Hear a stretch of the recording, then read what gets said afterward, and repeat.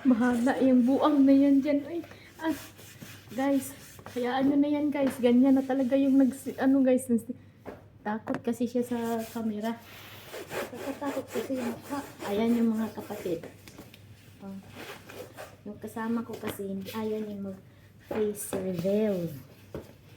Kaya ganun nangyayari.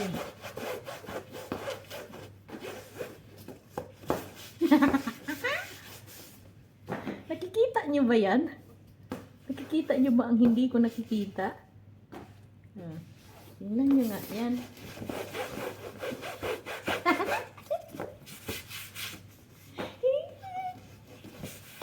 Aray ko, Diyos ko po. Ganito na talaga yung mangyayari pag sobrang tagal na ba sa trabaho, sobrang pagod. Tingnan nyo naman yan. May ganito pa palang tao sa mundo, Pilipinas. Yung nagtatrabaho ba na nakatakip yung mata, yung mukha. Tinago niya yan. Pero asahan nyo pag nag-face reveal yan. Sobrang ganda yan. At ang tangos pa yan ng ilong. Bigay ka na sa yung ilong ko. Ibigay niya. Sino yung mga walang ilong dyan? Katulad ko. Aray. Bibigyan daw tayo ng ilong. Aray. Bibigyan daw tayo ng ilong. Takot kasi ito. Pasensya na. Kaya ganyan lang siya. Huwag na muna daw niya i-face reveal.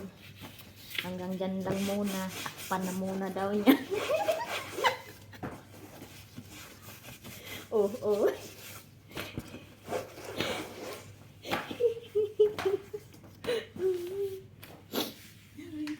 Mabuang.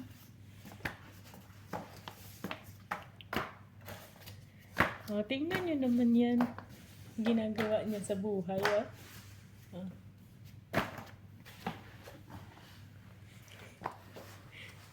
Tulog na tayo.